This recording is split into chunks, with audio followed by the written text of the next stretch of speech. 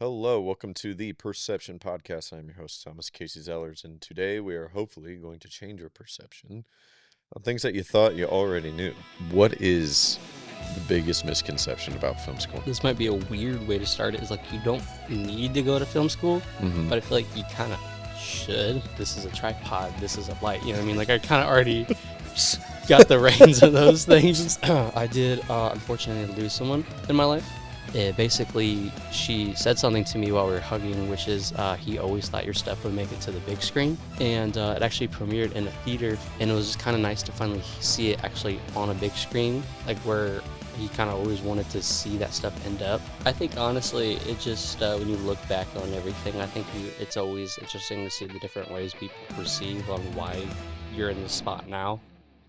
Hello, welcome to the Perception Podcast. I'm your host, Thomas Casey Zellers, and today we are hopefully going to change your perception on things that you thought you already knew. Joining me in the studio is a good friend of mine, Colin McCorquodale. Hello. How do you have such a unique last name? That'd be my family. Yeah. I mean, yeah, like, it's fun to say. Do you ever find yourself just like... Over the course of my life, I've had a lot of variations on the last name from teachers and coworkers and bosses just not knowing how to pronounce it, or at my graduation of college and stuff, they were like Colin McCork. I was like, oh my god. And I was like, it felt pretty funny that on my last day of school, like ever, that they would screw my name up. So I was just like, walking up the graduation stage like, guys, just stop. I'm just pretty gonna much. grab my stuff. Yeah, Yeah, grab my a stuff lot. and go. Yeah. Do you ever think, like, because we're talking about film today, most specifically film school, because you've gone through film school. Mm-hmm. Do you ever think if one day, like if you win like a, I don't know, say like a Saturn Award or an Oscar, or Golden Globe, anything like that, they'll be like, and the winner is Colin come get your award. Honestly, at this point, hearing it so many times throughout my life, I feel like it feels like it should happen that way. I've heard it enough, might as well. Yeah. So we've worked together on actually quite a few of your projects, actually. And then one of them, I actually had a uncredited cameo as the voice for your boss. Oh, yeah. So I was like, wait a minute. Yeah. Oh, yeah. Who you betting on? Yeah. Who you betting on? That was honestly, that was a good one. That was I enjoyed really that good one. That seemed like it was fun to film. It was a little difficult given the weather and stuff. So Really? we had, I think, like 5 people or so, and we had 2 people holding those pink light bars on our face as we're doing the fight scene, and it was like, I don't know, it was like 40 degrees out or something. Okay. And at night, so we had to keep switching people in and out of the cars so they would stay warm, Oh, because we had to get it done like that night. Oh god. Because it was like a week to just start, edit, and finish the school. How late did you stay up? I think probably till like 11 or something. It wasn't so not too late. Not too bad. Yeah. What's the latest you've ever done a night shoot? Because I can tell you the latest I've ever gone was like 5 a.m. and that was for She's on the Run. And I remember I was cranky because we got done at one set at like 4:30, and then I was just like, so we're done, right? And Dylan was like, well, we need one more. And I was like, do I need to be there? I mean, I think the longest I've had was probably The Watchers. Okay. It's a film, like a horror movie by Aidan Campbell, and for that we had to basically start around 6 p.m. and we ended till 5 a.m. I remember one time I was on set with my friend Aaron, and we're both just laying in like the kind of like the driveway of everything, right? Was everyone is getting this final shot, and I was just like, is that the sun rising? And I just was like, oh my goodness, because the thing was is like I've never seen the sunrise while we're on a film set before, right? Because we started at like 6 p.m. like dinner time, and now we're seeing the sunrise, and I was like, oh my goodness. And then everybody's like still like on the go with the lights and boom poles and everything, and I'm just over here like dazed out of my mind because I'm so exhausted. It's crazy. I always think that it should be, if there's going to be a film that I'm making that is going to be night heavy, like a lot of scenes are going to take place at night, I always think that those should be filmed around like the fall winter time, because you get darkness at like 5 o'clock. Oh yeah, that's true. And then you can do and bleh, instead of doing it during the summer where it gets dark at 9 and then everybody's up until 4 a.m. So that's really kind of how I kind of that's a smart think way to about do it. it. Yeah. So bring me into how you first got interested in the film. I would say it's probably my dad. So basically, as a kid, I used to be like really into art and drawing and everything. And my parents would always get me like pencils, pens, crayons, and markers and like drawing pads. Yeah. But my dad went to IUPUI and he would always bring home like film equipment or I see him editing and stuff. And he's always been big into movies. So that's kind of how I like learned about everything. Did your dad have like a bunch of like movie posters and whatnot all over the Oh house? yeah, Or he has really? like 3 Spider-Man. He's like 2 X-Men. I think he has like at least 10 just on the second floor of the house. Really? And he has like over like 1,000 DVDs, I think. But he would always Wow. bring home the equipment and sometimes like other students to film at the house a little bit. And I'd always be kind of like curious about it, right? Because when they're all talking about the next shot, I just kind of go up to the camera and be like looking at it, all like, huh, what is that? And then I'd start doing stop motion and stuff with my friend Nate at the time when we were kids, and just always kind of creating little things, right? But it was only until I went to high school where I saw that they had a news broadcasting team, and so I went into there kind of curious about using cameras and stuff. So I did that for sophomore year, I think, and then after that, there was a thing where I wanted to pitch a like a October Halloween special type deal, right? Okay. So I was like, what can I do? So I was like, what if I do a Like for the werewolf? school? Yeah. Okay. Yeah. So I was like, I want to use my filmmaking knowledge that with my new camera and all that. So I made like a werewolf movie, right? Where I'm like turning into a monster and I like did these things where I'm like folding down the ears off camera and I'm like pushing them up so it's like growing out of my head and I had sound effects. So I premiered it onto the school, right? So everybody's watching and I was like, oh my God. But luckily, a lot of people found that was cool, Yeah. and I was like, "All right, this is kind of cool. I'm enjoying making it, seeing reactions, and then just having that experience." Yeah. And then I just kind of rinsed and repeat, and then it's just now been my whole life for like, I think 6 years now. That's pretty much it. Gotcha.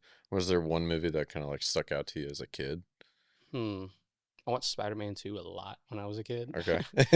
I'd watch it purely just for like the train scene. Yeah. I liked Incredibles. There was another one. Oh yeah, Revenge of the Sith. That was another one. Yeah. It's a lot of those early 2000s movies that stuck with me. So you're a big superhero guy then, for sure. I'm a big. Got a Green Lantern ring right here. I wear it on me every day. Yeah. What else you got there? Let's see. I got 2 rings from Greece that I got. This one I got from Brown County. This one I got from a Renaissance fair with some friends, and this was made by a friend in Greece, and these are just bracelets. Okay. Nothing really. Just some chains, yeah. Yeah, they're just chains. So then kind of guide me from high school to college a little bit, actually doing the whole film school thing. Like, when did you kind of like have it dead set in your mind, like, no, this is what I want to learn. This is what I want to go to school for.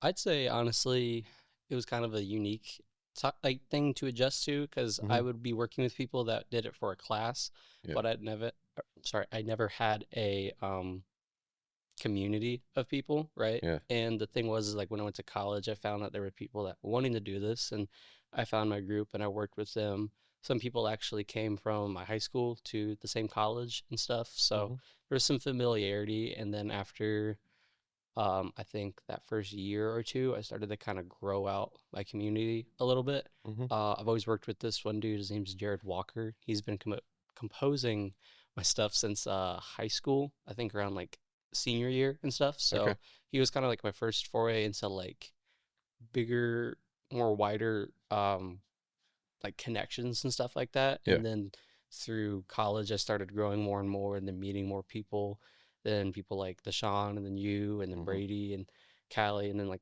tons of these VFX artists. And then now I'm just like kind of in this community of people, and that's all because college kind of taught me to push myself out there a little bit. So were you kind of a timid person? at all, would you say? Or I would say that like throughout high school, I was like slightly, or no, I would say more middle school. I was kind of nervous to talk to people. I always had like just kind of shy? issues with making friends and stuff like that. My parents would be like, "Are you gonna go say hi?" And I'm like, but now throughout high school to college, I can't stop talking. I go up to just random people on sets or when we're working, and Yeah. I just make friends and get along with people. And Mm-hmm. so now I'm very I'd say like very open to talking to new people. Do you think that the sense of creativity and community has an effect on you being a little bit more open? Because like, oh, I feel comfortable around all these people because we're sharing Hmm. this experience together. Yeah, I'd say it definitely has helped a lot with Yeah. building up like my self esteem and stuff like that. Okay. Because you got a lot of people that support you and stuff, and the fact that we don't really all pay each other because we're all like, or we were college students and stuff like that. Yeah. It's all purely just you're there because you want to be there for this person or for that reason, and Yeah. I appreciate that because sometimes I get crew of like 12 people, and it's Mm-hmm. like 12 people that will spend 8 hours a day, or not a day, or just on the day. I mean, Yeah. just helping out with whatever I need and stuff. So then I try to bring it to them, Mm-hmm. and that's how we kind of have that nice like group of community of filmmakers and stuff like that. Yeah. Yeah. Whenever you were in film school, was it ever weird? Because I didn't go to film school, but I'm also not like I'm not one of those people that's like anti film school. Mm-hmm. I'm just how I've always kind of lived my life is uh, everything that I've ever worked for Mm-hmm. um, has always been from work ethic and work experience. Mm-hmm. So because I didn't go to film school and I got onto sets, I learned very quickly what to do and what not to do on sets, Mm-hmm. and whatnot.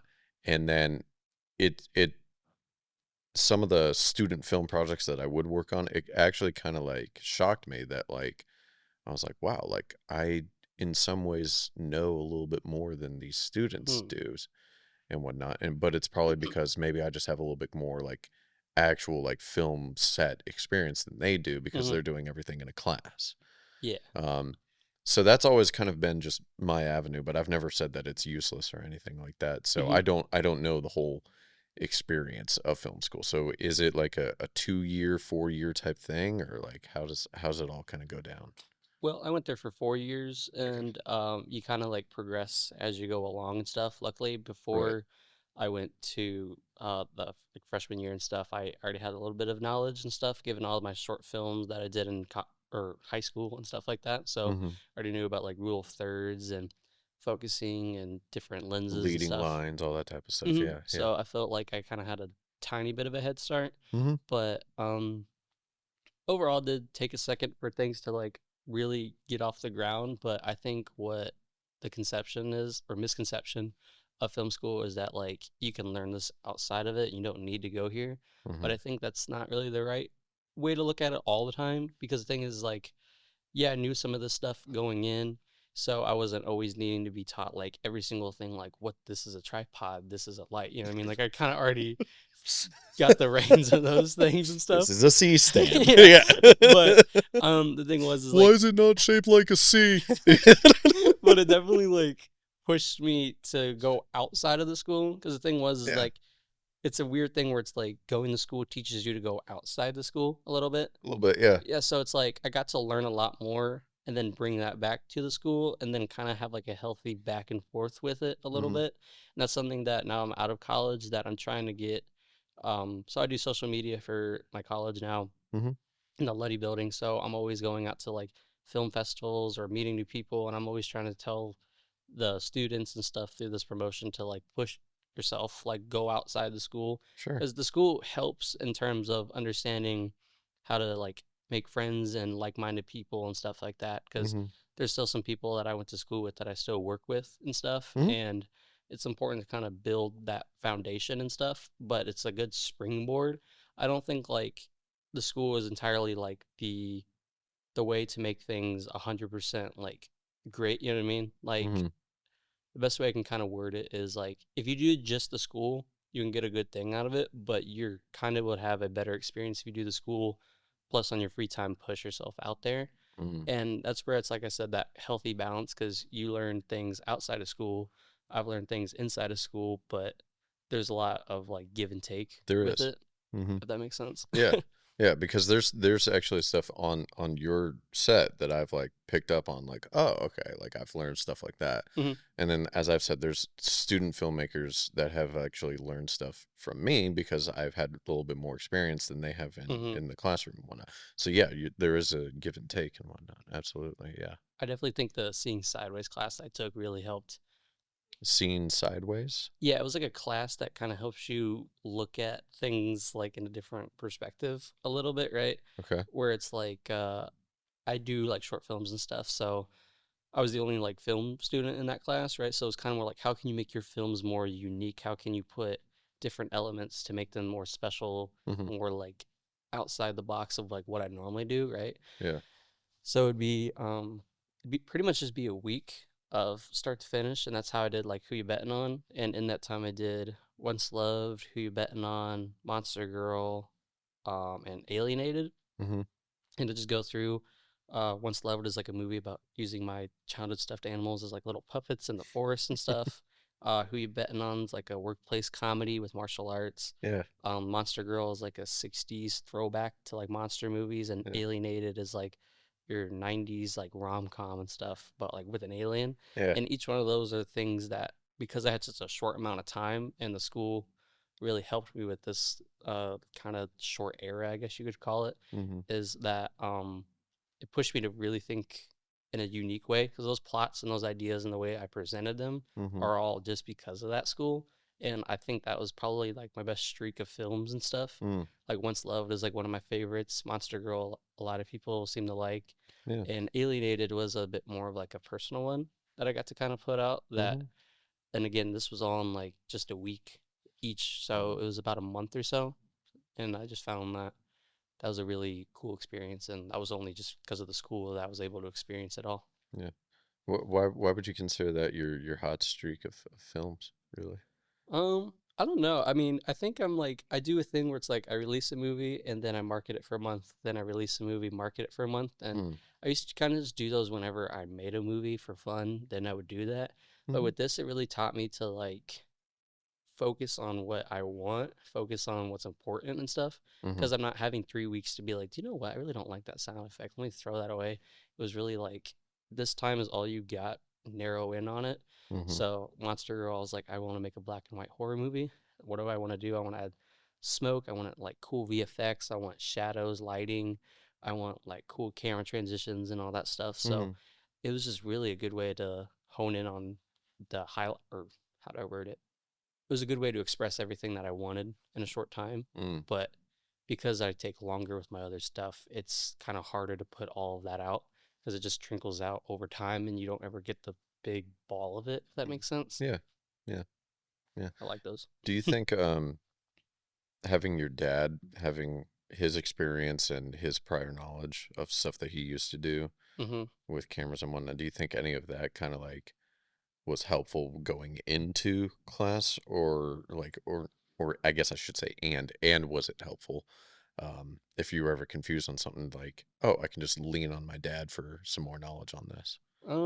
I don't know if I really went ever to like my dad for like technical knowledge and Okay. stuff, Yeah. but I definitely say that he's a good motivator for me to keep going, because he went to the same school and stuff, same teachers and all that. Sure. And Really, same teachers? yeah, I went to the school and they're like, "You Dave's son?" And I was like, "Oh boy." But Second generation. pretty Yes. much. Yeah. But the thing was, is like he had a family to support, and he basically like prioritized what was gonna like pay bills and help support us and stuff. And the film stuff has always been a hard thing to like break into and Oh kind yeah. of like get a consistent thing with it. And it didn't happen, unfortunately.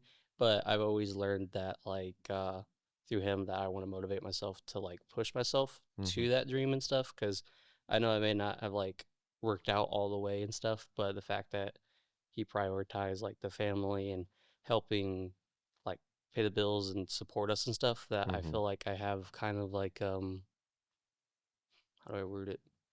It's kind of like a responsibility, but also just an urge to just push myself to the limits that I want to be the best part of me with the filmmaking, because I don't want to just give up on it. Because thing is like I just want to really pursue it and be the best version I can. Mm-hmm. All of it is just because of my dad. That's the reason why I like really got into like the film stuff. So I kind of want to do right by him by just pursuing it as hard as I can. Mm-hmm. I think that's the better way to word it. So do you kind of feel like there's a little bit of I mean, you said responsibility. Do you think there's a little bit of a legacy that you're trying to uphold maybe then?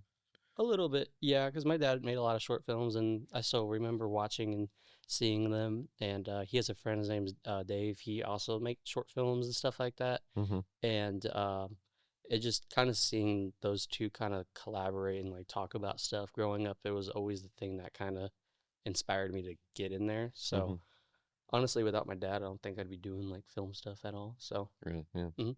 Gotcha. But do you have any idea as to what you might be doing? Like, do you have other interests or hobbies or anything where if it wasn't film, it might be this, but I have come to the conclusion that I don't know what a hobby is outside of film or anything. Because someone goes, Colin, what do you do for fun? I go, I make movies. They go, what do you do for work? I go, I do filming for social media. She goes, what do you do when you go to sleep? And I was like, I edit. And they're like, think about making movies? Yeah, and they're like, do you do anything else? And I find myself going, oh my Lord, I do it from when I wake up to when I go to bed every single day. That was kind of a weird realization. Yeah. I always like to say I have a good work-life balance, and they go, Colin, you only have your work, you don't got a life all the way. So I'm like, oh, that kind of makes a lot more sense. Why I feel so healthy with it's because there's no other balance thing with it. But serious, I do enjoy doing that stuff because, as I've stated to some people, filming is my life a little, and I bring my friends on. So where some friends go to like the movies and have dinners, which I mean I do those, but there's also that feeling of like we get to go do a lightsaber fight on like a rooftop in the middle of the night, and those are the experiences that I get to take away. Like with Monster Girl and stuff. Jasmine, Natasha, and Andrew and Amani, like when we're all filming and stuff like that. Yeah. It was a fun night because there was like quirky stuff that went on and like goofy set moments. And that's the stuff that I'll remember and hopefully like they kind of enjoy like looking back on and stuff like that. But absolutely. If I really had to pick anything for like a hobby, I've been always interested in woodworking. My grandpa did a lot of that. He made like little spin tops.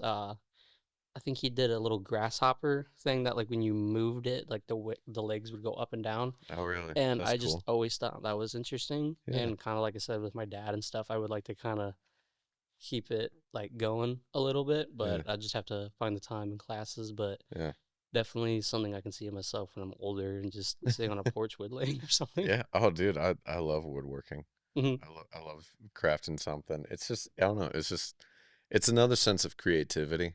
Mm-hmm. And to be able to build something and be like, ha, I built that with my bare hands. Mm-hmm. It's not just like, I mean, I'm a rugged dude, so I love, playing with power tools and whatnot. So that's like fun, but it's again, still just like, yeah, I created that. And then I also do some wood burning as well. So it's nice to also kind of, craft in that way as well with the wood and everything. So it's a lot of fun. Yeah. Yeah. We need to get you a hobby. I do.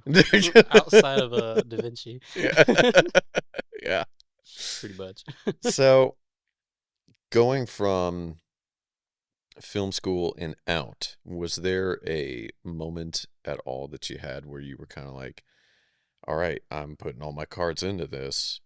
I hope this works out. And was there ever like a little bit of doubt of like, I don't know what I'm going to do if this doesn't work out, because like you've been kind of, joking about it a little bit of how like, this is your life. This is your passion. This is what you want to do. Mm-hmm.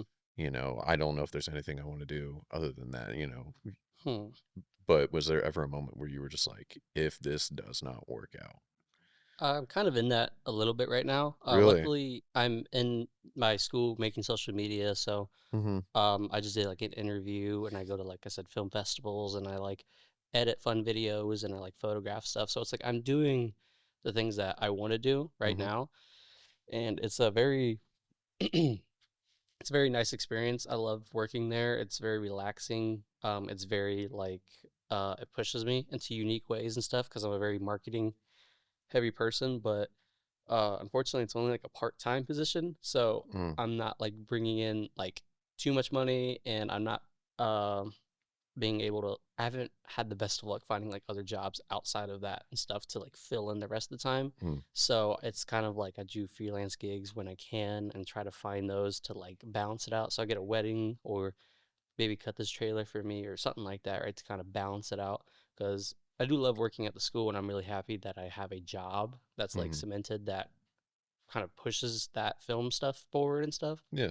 So I'm glad, I'm really happy I get to do that. But it's definitely finding that other half to like prop up the balance is kind of the hard part a little bit. Mm-hmm. Because, no, yeah, I mean, there's no really jobs out there for like film, especially like in Indiana. All the way, you have like your videographer, your wedding, or stuff like that. And there's a few like editing houses around the city that you can work for, but Mm-hmm. a lot of those, unfortunately, are taken up by like people that have already been pre-established for Pre-established like and doing stuff. 20 Yeah. years. So Mm-hmm. not like this new guy can come in and take the spot or anything. So Yeah. it's been a little difficult, but like I said, um, I don't ever want to have to drop all this stuff, because it is like my passion and stuff. So I'm trying to keep the college job as best as I can, and then just try to find something to balance it out, like Mm-hmm. anything really. Do you ever think about uh, having your own business yourself for like videography and all that other Mm. kind of stuff? Because I know that there are other local filmmakers Hmm. in Indiana, and that's how they stabilize themselves is by putting themselves out there. And then once they raise enough money, then they can put it towards like a film project or anything. So is Hmm. that something that's also in the back of your mind a little bit, or? I've been tempted to do that for a minute. I don't Yeah, know how to do all the LLC and run businesses and all that stuff. yeah. So it's been a little like difficult to kind of push myself out into doing that. Mm-hmm. I know some friends who do have businesses and stuff that at some point when I feel comfortable, I'll be ready to kind of like go and ask them how to do it and stuff. But right now, I'm just kind of trying to build up my reputation and my like work experience a little bit. But Mm-hmm. it's definitely something that I have thought about. Yeah. Try to be a big fish in a small pond, as they say. Yeah, because the thing Mm-hmm. was, the indie scene, it has so many like cool people that are working on films and stuff, Mm-hmm. but everybody's like, you should go to LA, you should go to there. And I'm like, it's a big pond with like 1,000 plus like little fishes, right? But Mm-hmm. with Indiana, because it's a big pond, there might be like five or six. So you can stand out a lot more because you're like you can see them Mm-hmm. a lot more clearly. And that's kind of where it's like I want to keep my efforts here as best as I can Yeah. with making my work and trying to help the people that I interact with around the city. Because I mean, if you want to go to LA and all that stuff, it's not like a bad thing. But I definitely think you can stand out here Mm-hmm. because if everybody's leaving, you're going to have more space to branch out. Yeah. You'll have bigger chances here Hmm. for more opportunity. I actually think that that's how Atlanta and Austin, Texas became the markets that they are today is because of a bunch of people doing stuff down there Hmm. and then it catching the eye of everybody and everybody then going like, oh, okay. And now you look at Atlanta, Atlanta has surpassed Hollywood Hmm. in so many ways, you know. Yeah, So it's cool. yeah. Yeah. So I wanna dive a little deeper. I wanna pick your brain. Um would you consider yourself a spiritual person? mm, Not entirely. Not entirely. Hmm. In what sense? I don't know. It's just not something I ever like really put my efforts or mind towards, I guess you could say. Okay. There are people around me that are, Yeah. and I respect, and I'm like, that's kind of like your thing. I guess my head is just kind of elsewhere sometimes with other things. Gotcha. Mhm. Gotcha. Do you ever feel like I know you've already said like you've felt like the sense of community and whatnot, but have you ever felt like maybe a little bit more of a spiritual side or like something like there's just like out of my control happening on like your sets or like your whole journey that you've kind of felt like, yeah, there's some like odd direction that I'm going and it seems straightforward for the most part, you know, whether it be God or whether it be some divine entity, just something spiritual. Has anything ever kind of like spoken out to you before? Um, Not too much. I'd say. I mean, I think honestly, it just when you look back on everything, I think it's always interesting to see the different ways people perceive on why you're in the spot now Mm-hmm. and stuff. Like kind of like a goofy way. or I don't know, really goofy, but there's some people that look at their life like a movie, right? And they're like, this is like act one, this is act two, or Yeah. this is like my rising action type deal. So it's like people look at here's the climax. Yeah, yeah, and it's just like it's I wouldn't say it's the way I look at anything, but I definitely find it kind of fascinating to hear that, right? Yeah. Because when you watch movies and stuff, everybody has their good moments, their bad moments. You develop, you change. This starts again. There's new stories, there's old stories, people that come back to those, and I'm just like, I guess it's just kind of interesting to like see the hiccups and the downfalls and everything, and just kind of look at it and then see kind of through those people's eyes that like there is a point to it all. At some point you're just not there yet, and I think that's kind of something I like to take away, is like just that specific bit of you just haven't got to the point to look back and understand why, you know. And I don't think I'm particularly in that point in my life where I'm gonna look back and be like, this is why I'm here in this moment. There's like, I don't know, I'm hoping in like a few years I can kind of get to that moment and be like, okay, this is why I'm here now. Just because I just left school, there's some future projects on the horizon and stuff. I feel like once all that kind of settles into place, that's kind of when I can start looking back a little bit, see why everything happened, if that makes sense. Yeah. Do you have because I'm terrible at this. I really am. And I know I know I need to do better at it, but like I just get like tunnel vision, you know? Where I mean it happened with She's on the Run. It happened with really just any project that I'm on, where once it wraps, it's like I spend maybe a day on it, kind of reminiscing, being like, yeah, that was good. And then the very next day, I'm back to being like, all right, go, go, go, go, go. What's the next thing? Do you kind of have like that same issue at all a little bit, or I would or say, are you able to kind of take a break and kind of like breathe and be like, yeah, that was good? well, I would say in this past year, all the way from let's see, backtrack it, probably to like February of last year to I'd say December, I had a really strong sense of like go, go, go, go, go. Was that just because like you had like a bunch of projects all lined up, or? Well, I was going through some personal stuff, like personal like relationship things and everything, and it just kind of pushed me to focus more on me and work, because everybody's always like, when you go through that stuff, it's always like put yourself into work and stuff, and I never really understood that until it happened to me. And then I looked back on the year and I went, I threw myself into work, and I had amazing moments throughout that year, and I loved everything I worked on, everything I did. But I definitely looked back and realized, I'm like, there was a level of it that was slightly a little unhealthy, because I was like too much go go go. And it's like, I joke that I'm like, oh, movies are my life and all that stuff, but it's definitely like, I feel like I was a little too in it and stuff. I don't think it's really a bad thing or I regret any of it. It's just more like I want to learn how to like pull back just a little bit. I was going like 110. I want to learn how to run at like a 90, you know? So with this year, I'm trying to limit my projects, because I backlogged like I think like 8 movies or so, like from that Seeing Sideways class and my capstone and all that stuff. So I was trickling those out and marketing and going crazy with filming promos and all that stuff for all that time.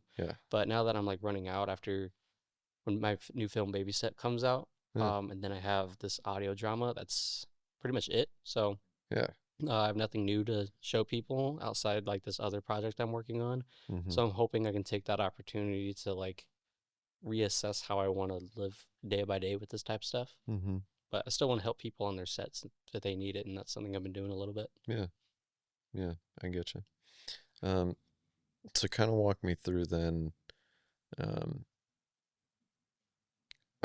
Baby Steps a little bit, because I know that that's a huge passion project for you. And of all the films that I've seen you post about, like that always seems to be the one that you seem to have a sense of like, I really want this to, like, this is my baby project. So kind of walk me through like how you kind of came up with it, and why is that like just the one that's like that's the one for you? Well, I was watching a lot of Shameless at that time and stuff. That was probably a weird way to start that, but I don't know, just something about like seeing all like the Gallaghers in that show running around in their like tank tops and like button up shirts and stuff and like Yeah. running through buildings and like robbing things, but always having like this really odd sense of charm to the family dynamic and stuff, and Yeah.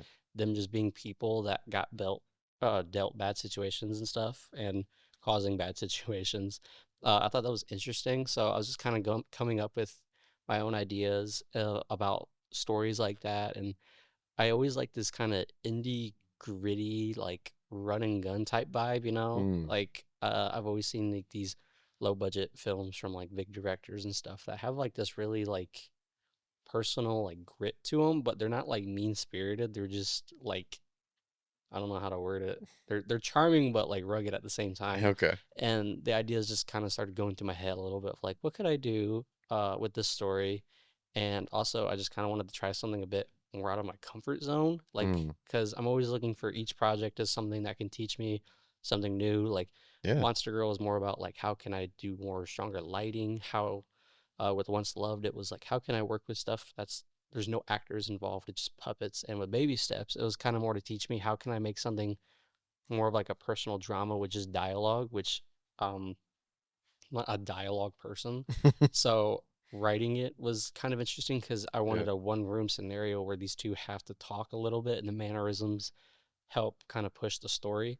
But one thing I was kind of like thinking, like, not really the crutch, but the thing I wanted to attempt was like, one of the main characters, her name's Mel, she was pregnant in the story, right? So I was Mm-hmm. like, I've never even attempted anything with that before. I'm like, what can I do with this? So I came up with the concept of a criminal's on the run and there's a pregnant woman in an alley and she has no one to help and he's the only one around. And I'm like, Yeah. you know what? That sounds like that could That be kind of nuts. So that's a.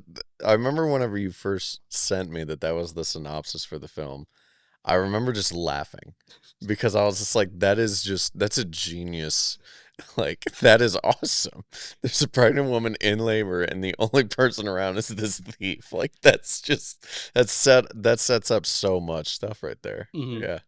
And me making it was really interesting because the thing Yeah. was is like, um, I like to kind of put my eyes to like Kent, which who Deshaun plays, right? Mm-hmm. Because the thing is like I don't know much about this stuff. I don't really. It's not my comfort zone of like filmmaking, so that's why I was like pushing myself to be in it. Yeah. And I thought it was kind of interesting that like Kent is like kind of the idea of like being out of your comfort zone. He knows about stealing cars. He knows about like robbery and all that stuff. But she's like screaming and he's like doesn't know like what to do a little What to bit. do? And Yeah. I felt like by writing that, it kind of leaned into that really well. Mm. But I also just kind of wanted to make something like charming a little bit and Yeah. like a little more different story wise than what I've done because Mm.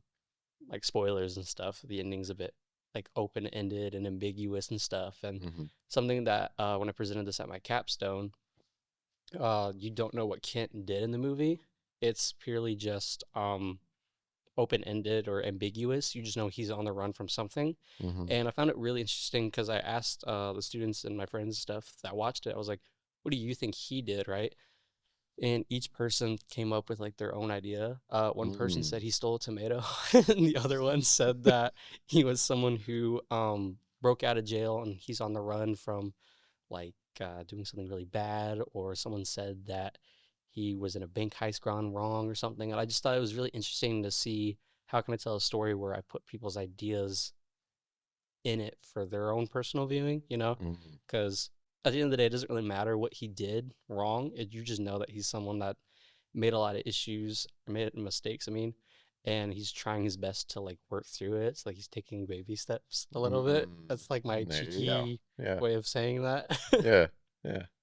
Yeah. So you incorporated a little bit of yourself into the script then by Mhm. kind of personifying your emotions through Kent and wanting to get out of your comfort zone and like A the little bit, kind yeah. of like Yeah. hesitation that you have with it. Yeah. Yeah, making it also felt kind of like the sometimes because I'm like, man, I was really out of my like I said, my comfort zone with it. So Yeah. editing it was just like, wow, this is crazy. Like filming it was crazy and stuff, and it was just all that balance. And sometimes like I showed people and they're like, this is kind of like, ooh, wow, this is awkward, right? And I'm like, I don't know. I was like, it's awkward. I was like, I don't want it to be awkward, right? And then Yeah. I think enough time has passed where I can look at that and be like, do you know what? It's good that it's awkward because it's supposed to be someone out of their comfort zone, and you're not supposed to always feel happy and good while watching a project or like a Sure. movie or anything. Sometimes the goal can be to like unsettle, to make somebody uncomfortable or feel a certain way because that's the point. Mm-hmm. So I thought it was kind of interesting that this project was one of my first that was specifically kind of geared more towards like making you go, "Oh my god," Yeah. compared to Yeah. the other ones that are like happy, cool, like, "Oh, I like that. That was so fun." But Yeah. this one, you're supposed to be kind of like, "That was weird," but like kind Yeah. of cool. And I've heard a Well, lot of and people from it. that's where I think the beauty of it really kind of comes from, because I myself love films that are like that, Mm-hmm. where they do have a serious tone to them, Mm-hmm. but you still kind of laugh. Mm-hmm. And the only reason why you're laughing during a non-funny scene is because you're relating to it, Yeah. and you're sitting there like, "Huh, yep, I've been there," you Mm-hmm. know? So, yeah, I think that that's what's beautiful about that. Yeah, No, really. yeah, there's definitely some funny parts. I think Erica did really good in like selling the tension of Yeah. it all and like just like the pure panic, and Deshaun just there's like I said, there's this one bit where he's like, "Do you need help?" and he like tries touching her and then she screams and he like backs off and he's like, "Oh my gosh," and he like puts his hands to himself. He's like he just Yeah. doesn't know what to do, and I just thought that was the funniest bit. And Yeah. I'm not much of like a comedy guy. I don't know how to write comedy all Mhm. too well, I feel. But when I showed it to people, that was a part they all laughed at and stuff. So that was pretty nice hearing. Yeah. Yeah. Yeah. So then kind of guide me through, because this is the one that I think is your most popular. Correct me if I'm wrong, but your Spider-Man hmm is that your most popular one?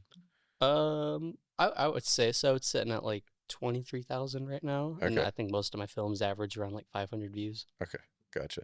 So what was uh what was the inspiration then for your Spider-Man, and how did you get to that point?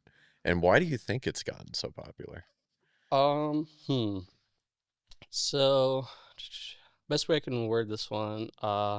So I've always been a fan of the character. Uh-huh. In high school, I tried a few attempts and stuff, and honestly, they're not perfect, but I love looking at them as my different kind of like eras a little bit because the first Sure. one was like a web series and he's in front of a camera and he's just talking and it's like goofy stuff like it'd just be me like like bouncing off the bed into like the wall and stuff because he like came through the window, and it was just like funny things where he's like shooting webs and he's recording himself, and it's because I didn't know how to make these big superhero battles and stuff like that, Mm. so that's all I could work with. Mhm. Then I was like, I want to go a little more interesting. Then quarantine happens. I was like, I just stick him in there and like work with that. So I got to kind of learn how to be more deeper, more like kind of wouldn't say, I don't know if thought provoking is the word, but I got to Okay. be more introspective through him. Okay. Me being like 20, like 17 at the time, might have come off a little too like, oh, I'm all deep and mature because it's talking, you know what I mean? So it's like it may not have been perfect. Then I did the third one, and that's when I had fully CGI like Doc Ock. I did some action bits. I had some music made for the movie. I had like some cool running shots where I'm like ripping the clothes and putting the mask on as I'm running down a hall in my Mhm. high school. And I'm like, okay, now I'm getting it. And then by college, I finally got the opportunity to make something that I feel like I could land on. And Mhm. I had like fight scenes on parking garage where he's getting thrown through buildings. I had swing sequences. He like there's a part where I like lift up a car and I throw it at someone. I'm like, that's the stuff that I was always attempting to make, but I never knew how to Mm. do it. But also, the thing was is like I was kind of always in that bubble of like, when do I want to make it? How do I want to make it a little bit? Mhm. And then I I did unfortunately lose someone in my life. Mm. And that one kind of threw me a little bit. And I won't ever forget this, but I remember when I found out, I went straight to his parents' house, and we consulted each other and we were just talking and kind of feeling out everything that was just transpiring and stuff. Because it was my friend and stuff. And basically, she said something to me while we were hugging, which is he always thought your stuff would make it to the big screen. And that stuff always just kind of stuck in my head a little bit.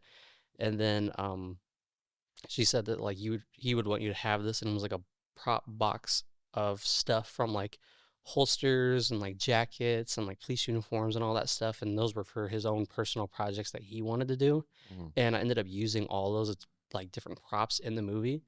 And flash forward, I think last summer it was at Indiana Youth Festival, and it actually premiered in a theater because that's where it's held. And it was just kind of nice to finally see it actually on a big screen, like where he kind of always wanted to see that stuff end up. And I just overall thought the project felt really cathartic in a way, because I mean, unintentionally, this was like a weird coincidence. It was like the movie itself is about a person who lost somebody and his way of persevering and trying to like achieve a goal and stuff like that. And then it oddly mirrored my life and the way I was making it. And I just thought, like, I just kind of like with my dad, it's like life inspires me to keep pushing through. So with Spider-Man, I was like, I just want to keep pushing this to the best degree I could do. I don't want to like half-ass it. I don't want to just make it like those other three films where I'm like, okay, maybe I'll do it in the next one. I'm like, I want this to be it. So spent a long time on it. I personally find it to be one of the more fun times while filmmaking. Yeah. Because, for example, there's like an alleyway scene where like Carnage, he's like kind of like fighting a security guard. I was like, guys, we're gonna be there at 9 in the morning. We're gonna do this. We're gonna get some setup. We're gonna film it. It's freezing out, and then we filmed it. And I was in the suit and all that stuff. And then we come back to my writing class, and my face is like beet red because of the cold. I was like windburn, and I'm like. And they're like, what'd you just get done? I'm like filming, and I'll always miss like the hustle and bustle of like leaving class, Pelican cases, tripods, me in the suit, and like my friend just running around the city, going back and forth and filming in the rain, the cold heat waves. I once got like sunburn like all over my body because I wore a tank top on like a 100-degree day, and we were filming around the city, and there's just insane amount of moments of throughout making that have really stuck with me, and showing that like enough time, enough dedication, the people around you in the right way to motivate yourself, you can really go crazy with it. Because like when I was watching it in Indiana Youth Festival, I was just like, that's so weird that I made that. Like there's a whole scene where I'm like diving off a building and swinging through a helicopter. I'm like, that's something I always thought, I was like, as a kid, wouldn't that be cool? But it's kind of fun to just be like, you know what, we did it, you know? Actually get to sit there and kind of like look at, I mean, looking back, you know, you actually had a moment where you can look back and be like, I remember I wanted to do that, what I just did, and I've done it. Yeah. That was great. So I guess kind of going back to the spiritual sense, and whenever you lost that friend, like, do you think that was maybe a moment in a spiritual sense of how like filmmaking has kind of guided you or pushed you? I would say so. Yeah. It definitely helped motivate me to where I am now, because that movie and that experience and that motivation has always stuck with me. Yeah. And we always got along like really well. And like I said, everything he said and did always like stuck with me. Because the thing was is that he kind of had it rough a little bit. And we kind of did split ways a little bit for a time, just because I wasn't in a space to kind of be able to emotionally understand all that, because he was going through stuff, and then he reached back out. So we connected again, and he still kind of had some baggage. But the thing that like in this moment that I've always respected and always will is that he tried to take all that baggage and use it to help other people understand the things that they go through. So whereas like bad things might happen and stuff where he's like, I did this and I feel bad and stuff like that, he always tried to use that to be like, it's okay, this stuff does happen. So we tried little YouTube videos, and the prop and stuff like that were for like a music video that he was attempting to do, if I remember correctly, kind of highlighting those issues.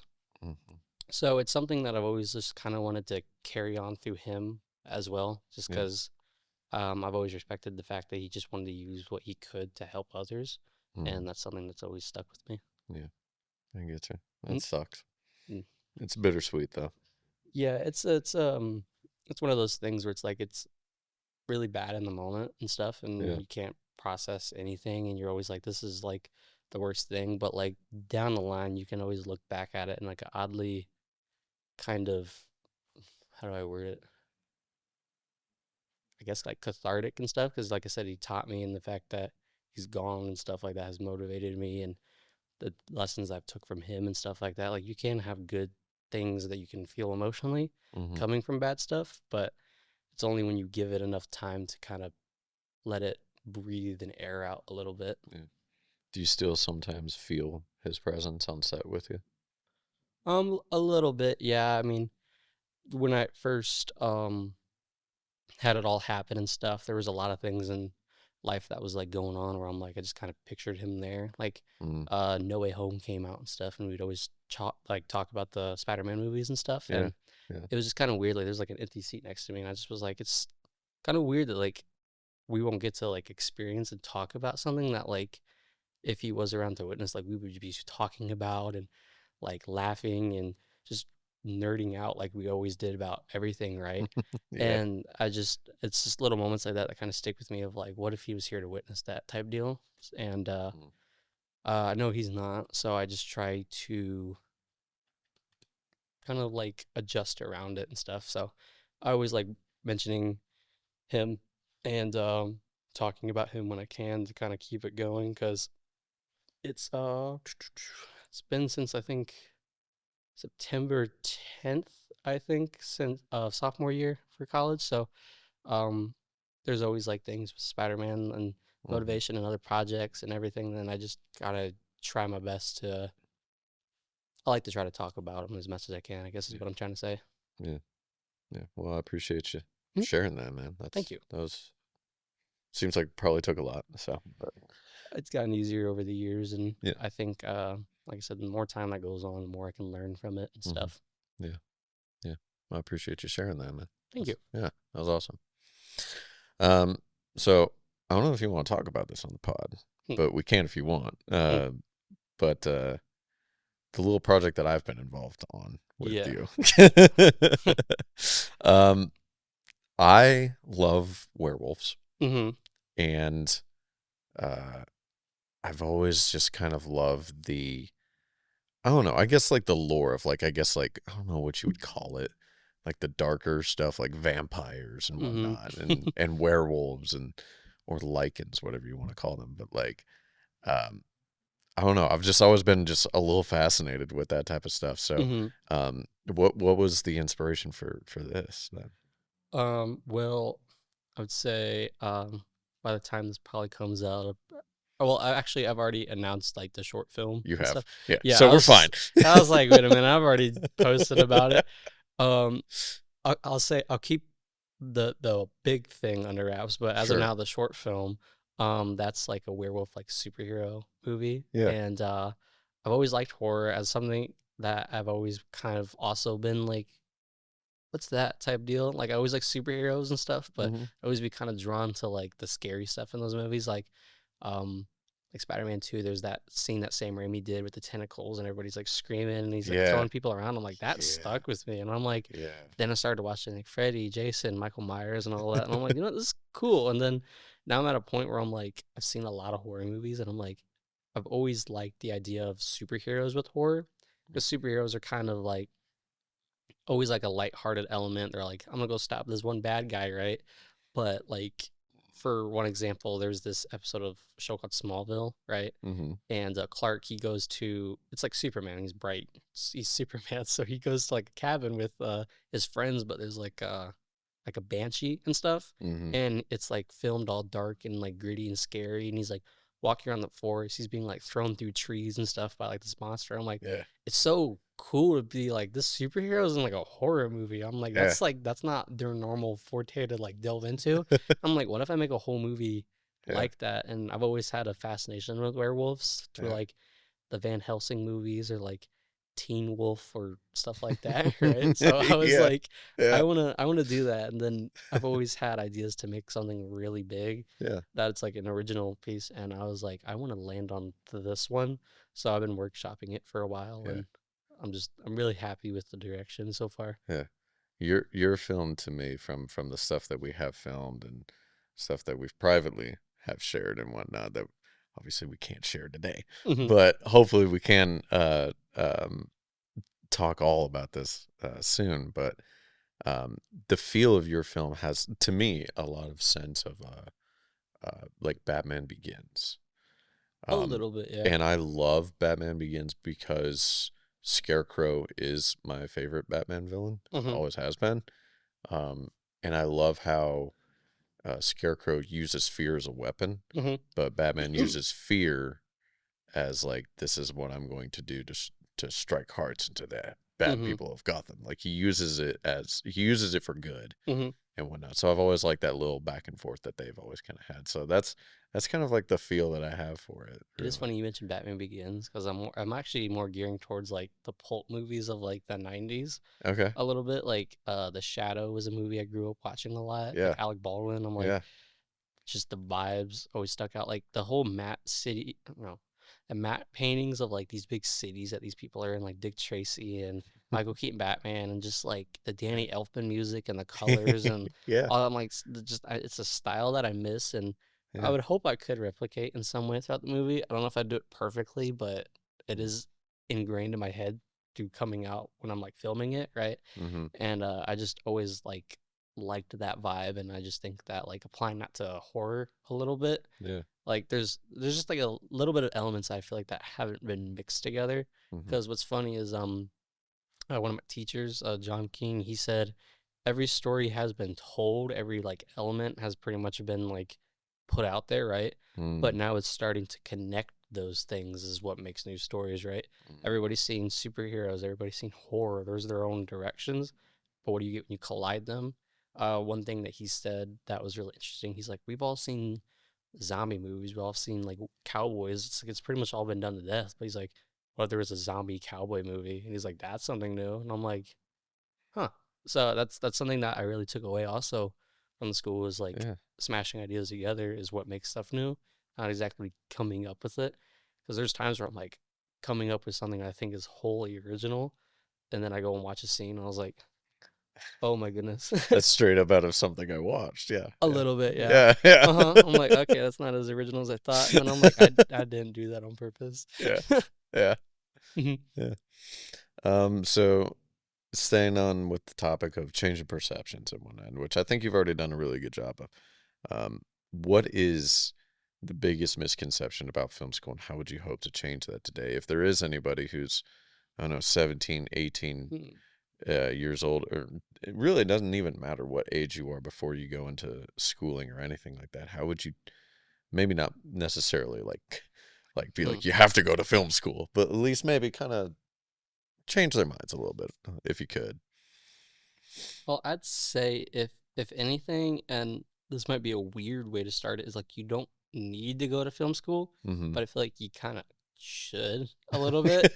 Because the thing is like, I mean, you can do what I've done and get like the YouTube, education. That it does work, but it's just one of those things where it's like, you can get more mileage out of putting yourself into situations where you don't think you'll be able to work in, right, all the way. And like I said, it's comfort zone. It's kind of pushing yourself, because by going there, you get to meet like-minded people and stuff, and those people then push you, and you push them, and you guys all start motivating. You get those connections, and you learn how to do it, right? Because if you just throw yourself into like trying to find these places and stuff, you're gonna have a harder time, I feel like, finding people that know how to light, people that want to help you write your scripts, people that want to film a movie for you, right?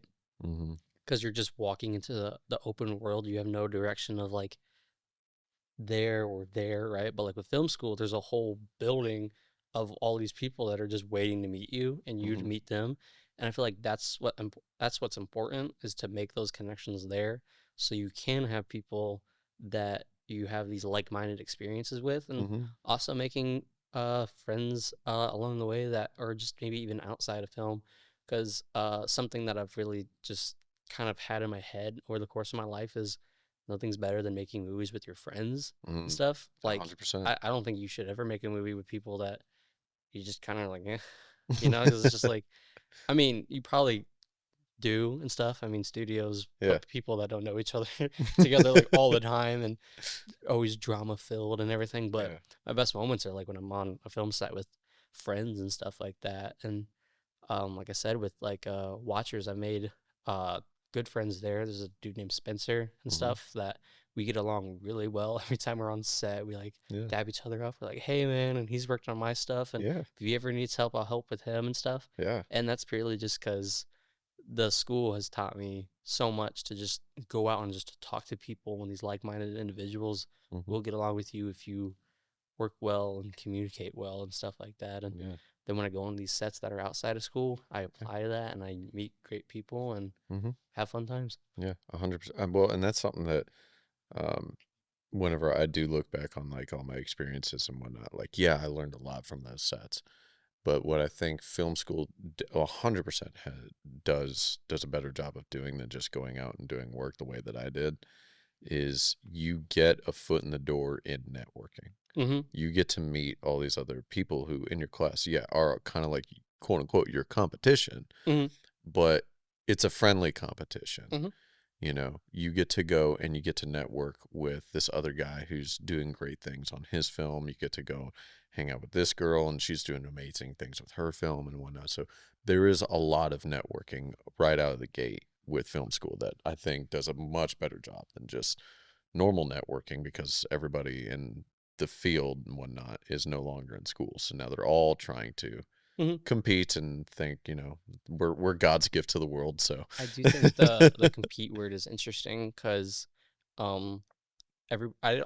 maybe not everybody says it or shares it as much, right? But everybody, I think you kind of have to have some semblance of an ego when making projects and stuff, because it's like, it's your ideas, you're presenting it, you're wanting it to be good, you feel it should be good. So it's like, there's always there. And I think cool thing about film school is you're in a room with like, I don't know, like 20 people that pretty much all have that on their mind. They're just not expressing it yet. But when they start doing it, you start to realize like you need to tame that down and then push those people up, because that's how you get places. You don't get places by standing on top of them. You get places because you're able to prop them up type of deal.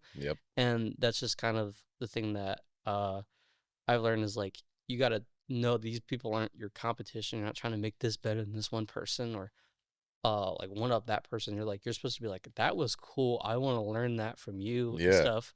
And so on and so forth. And I think you can't really get that outside of film school, because you're just in a bubble of people that you're like, hey, I want you to help me on this, right? So you're like, I'll help you on that, and you're like doing boom pole or like gaffing or something like that. You can't really feel too much because you're just working for them. But if you're doing your own thing and you're meeting people that are doing also their own thing, you start to kind of feed off of each other and how you operate. And I think that's something that you can only get in that school, and that's led to a lot of really interesting moments. My dad, I remember whenever I got my first job, he actually sat me down. This is something that's stuck with me for all of my life. And I remember it very, very clearly. And it's kind of what you were just talking about. He said to me, the shoulders that you step on to get ahead in life are connected to the asses you got to kiss on your way back down. To which I was just like, wow, okay, so don't step on anybody's shoulders, because if I get to the top and then my ego catches up with me and then I have to crash down, they're not going to want to help me, because now I have to kiss ass. So always, always, always, always be humble with where you are. That's always kind of like my goal on any film and whatnot, is I always try to, of course, I try to have fun. You know that. I'm a goofy guy on set. So I always try to have fun, but I always try to take like every single experience, or not take every single experience for granted, you know, because this could be the last project I ever work on. Hopefully not. But you know, maybe there's more in the future and all that sort of stuff. So and like I stated earlier, these are your friends. Don't let's like, don't like abuse them, don't hurt them on set, don't like take for granted, like you're there to like have them all be like this collective thing. And the thing is that they're doing it because they support you, and because they're supporting you on set, you should also support them in their things, right? Because like for instance, some people might make props for my movies, right? They're supporting me, they're just doing it because they want to, right? But I'll just be like, that's awesome, I'll share it. I'll do anything to like help out your work, right? Because the thing is, like I said, it's always like a feedback, right? Like just the thing is like there's this little drawing of Kent that was just recently made, right? I and saw the thing that. is like my friend Makai, he made that for the like the Instagram like promotion and stuff like that, Sure. right? And he supported me, but the thing is like I wanted him to draw that so I could then turn that post into highlighting him as an artist and stuff. Yeah. Because the thing is like it's just all about healthy support. They should never be like beneath you when you're working with people. Everybody should be Absolutely. on the equal plane and stuff like that. And I hope that like anybody that doesn't feel that way should learn that way. You know what I mean? Because Yeah. because the thing is like some people have worked with me for like forever and stuff, and that's purely because it's just like this nice healthy balance of like you help me, I help you, and you're here, and I respect that and I appreciate that, right? And yeah. Nolan, Tarantino, Scorsese, Spielberg, some of those big name guys, all consistently work with the same people over and over and over again. Yes. Do you have people on a list like that? Like kind of like on a I would say speed dial? Deshaun's like my actor, I just said dude. speed dial. Who uses speed dial anymore? Yeah, I'd say Deshaun. I like, what was it? One time he's like, "Am I your Bruce Campbell?" And I'm like, at this point, yeah, pretty much. And like I said, Jake, he's like my camera operator for everything, right? Yeah. I'm trying to think, like, there's so many people. Nolan, he's been in a handful of projects over the years. Chris as well. I'm blanking on so many names, but there's a lot. I mean, There's a lot. And if anybody is watching this and stuff, you guys have all been amazing in helping me. And no, I do appreciate it like fully, because it's also nice to just be around people that you've known for so long. Because Chris and we went to high school together, and we were just working with our little DSLRs and stuff, and we just wrapped a movie where we shot in like this really nice location, and we have like these nice lights, and we have like these headsets for communicating AD papers and shot lists and all that. And I'm like, we've gone back and forth and helping each other so much over the years, and we've grown because of that. And it's so cool to see the consistency. That's what I like with working with people over time, is you see them grow as well. And yeah, I definitely do have a list of people, and I hope to keep that list for as long as I can. Hopefully I'm on their list as well. You're on mine, so I hope I'm on yours, because I've really have enjoyed working with you on all the stuff that I have worked on with you, with the voice cameo for Who You Betting On. I enjoyed my short time on Baby Steps as well. And then obviously it comes from within and that everything. was crazy. So this has been a lot of fun. I hope we continue to do more stuff, man. It's been fun. It's been fun. The big script's almost done. Yeah. So, but go ahead and take a second look right in that camera and let people know where they can find you. You can find me on Instagram at CDM Visuals. You can find that also on TikTok, and same for YouTube. I will say I'm primarily on Instagram. It's a good way to reach and contact if anybody ever needs any work or anything. And YouTube is where I put the films. So if you ever want to check out any of those, YouTube's the way to go. Awesome. Well, thanks so much for being here, man. I appreciate it. Yeah, appreciate you. Thank you. Yeah. So, if you like today's episode, please be sure to like, share, and subscribe. I'm your host, Thomas Casey Zellers, and I will see you in the next one.